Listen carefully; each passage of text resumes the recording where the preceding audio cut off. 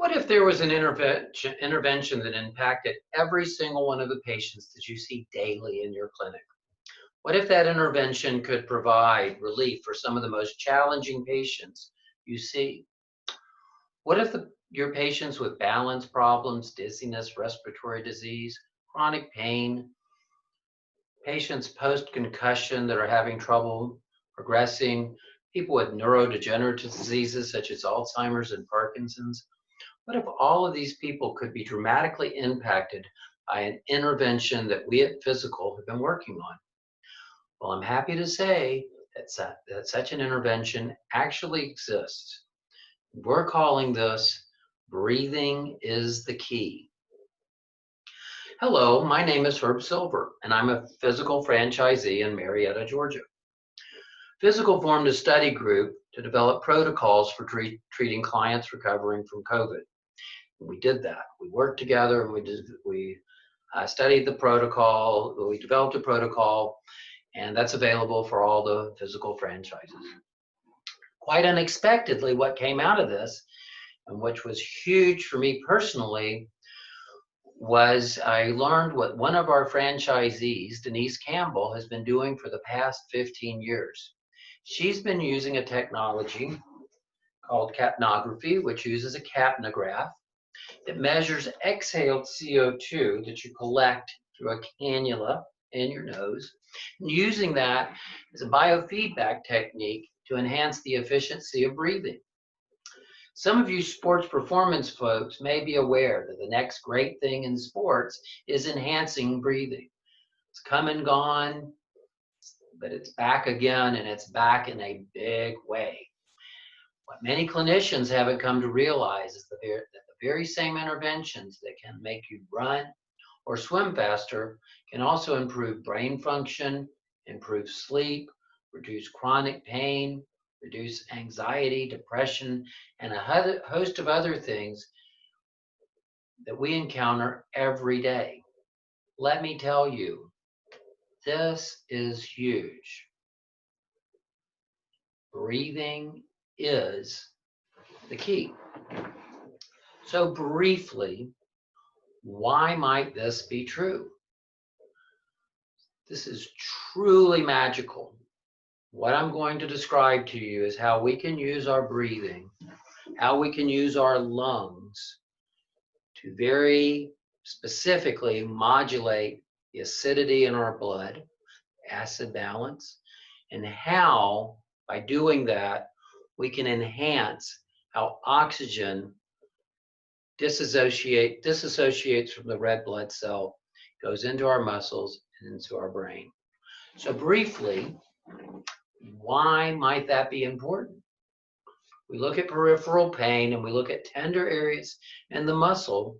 What we find is that these areas in the muscle, some of us call them trigger points, fibrous bands, tender areas, whatever, what we find from multiple studies across the world is that these areas are hypoxic.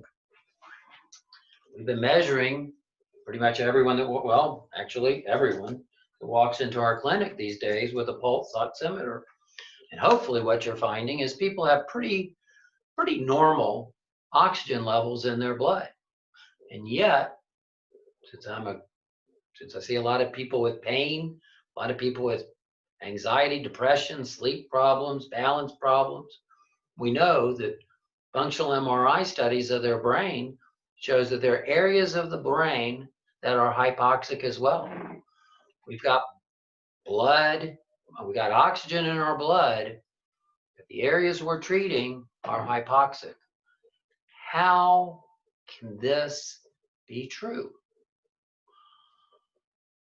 Personally, this is a big deal. As a runner, I overbreathe, my heart rate goes up, I can keep going, I'm breathless, have to breathe a lot through my mouth.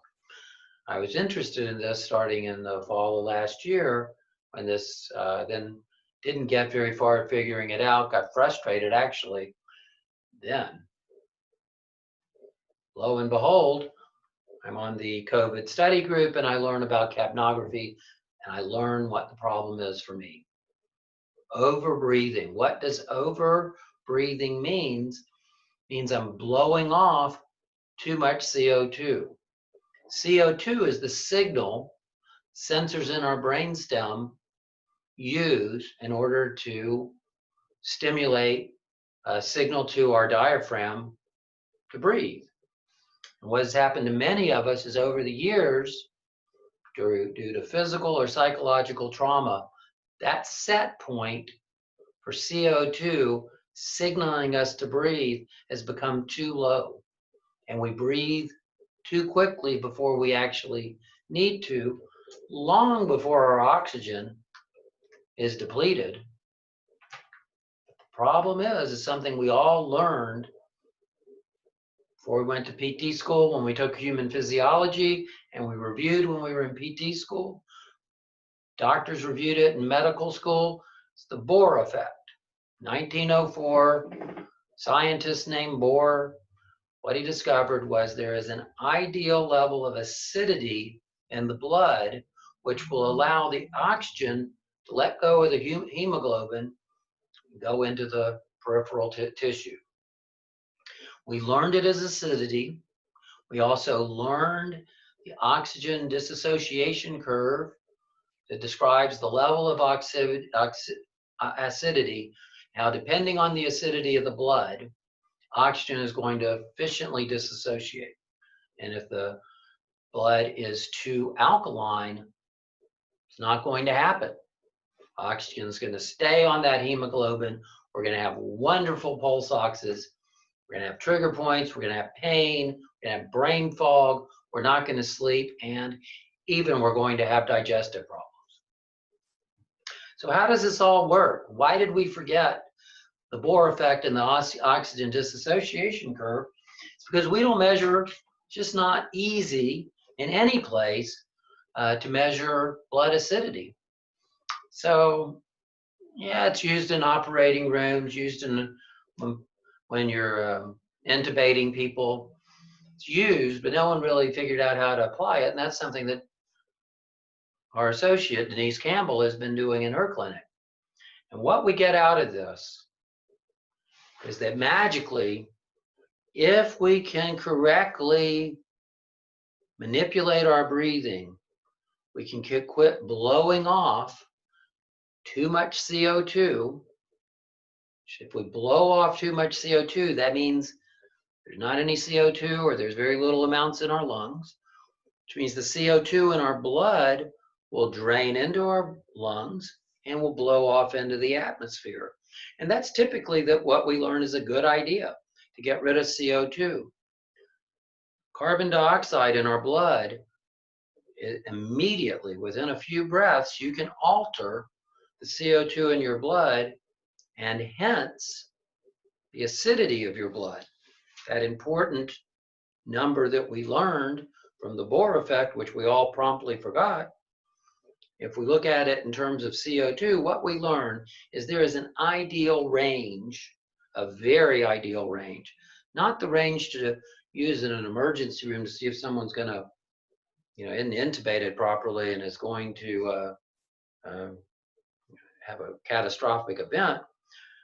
The range they use is to look for that kind of thing. The range that we want to use is we want to have an ideal level of CO2 in the blood, and we get that in the range of 35 to 40 millimeters of mercury, which if you're using a capnograph, you can measure that specifically. But if you're you can learn how different breathing techniques affect that independent of the capnograph, and that's what many of you will be interested in. How can you use breathing techniques to enhance what's happening in the blood so that you can enhance oxygen disassociating from the blood into the muscle, into the brain, into the heart, various tissues, and enhance function.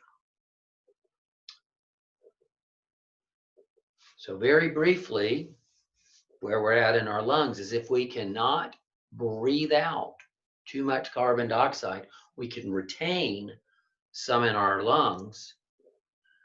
As the concentration increases in our blood, less carbon dioxide drains from our blood into our lungs, and we blow off less CO2.